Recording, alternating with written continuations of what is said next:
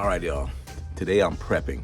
I am prepping for a submersible water flow retention system. Well, basically, we installed a drainage system at a house years ago, and he has a huge roof, or he had a huge roof added, and now there's more water being flowed through the pipes than it should be recommended.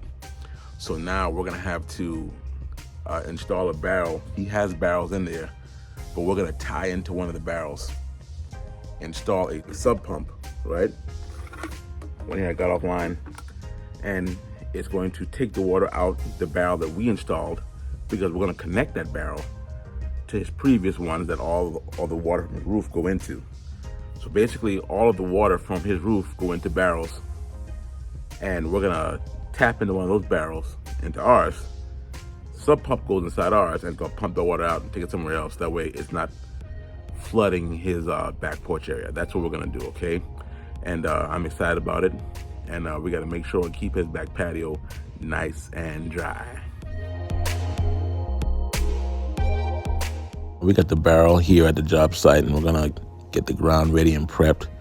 I got the boys digging for me. All right, so now we're here at the house, and we're gonna start the installation process of putting in the tank, doing all the dig work, all the prep work, okay? Then we're gonna get the sub pump in there, put everything through the lid so it can shoot everything out, and then we're gonna test it and make sure it works correctly, okay?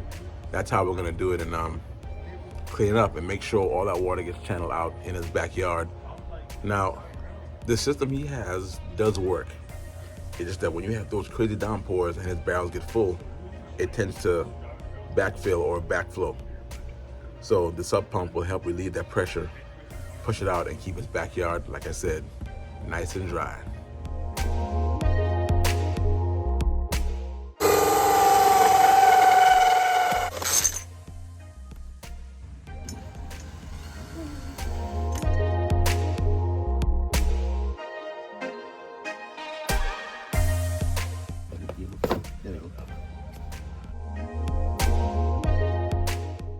Now that we got the holes drilled through, we're gonna get everything measured right so we can make sure the water flows in perfectly. Now I'm gonna put in the sub pump and get all that ready. Put the 1.5-inch pipe inside so we're gonna have as much flow coming out of that barrel. That's gonna be taking in a lot of water. So we gotta have a lot of volume coming out of that as quickly as possible so there's no flooding inside his back patio area.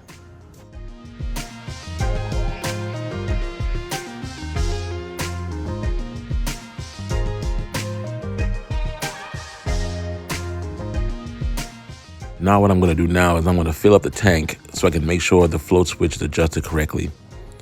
I wanna see water come out of this float switch, out of this sub pump, so I can know my next moves.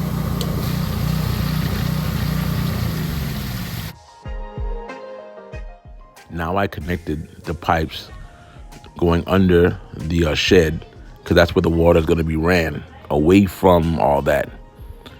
And we need to make sure the water is working on the other side. So we're gonna do one more check and make sure water is coming out. Okay, there we go. Now that we got everything installed, everything is working correctly, we're gonna go ahead and clean up and make sure everything looks nice.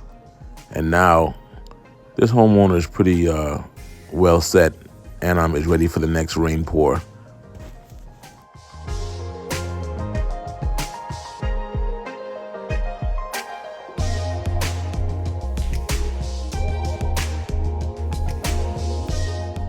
All right, so now y'all see how we were able to get that done. We now have fully bulletproofed him from having any kind of water go back up into his patio, even though he's got a good drainage system for what we did last time. Now, let's see how it works. He got water coming out both ways through our drainage system we did a couple years ago, and now through the sub pump, all right? That's a pro green job. That's a pro green job.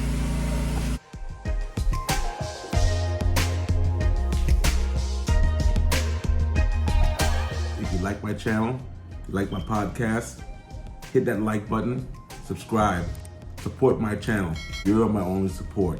Support my channel so I can keep giving you great content, throw out good, valid information for people who are trying to become successful entrepreneurs or just know about sprinkler service and landscaping in general. Support my channel. Thank you guys, and let's keep it green.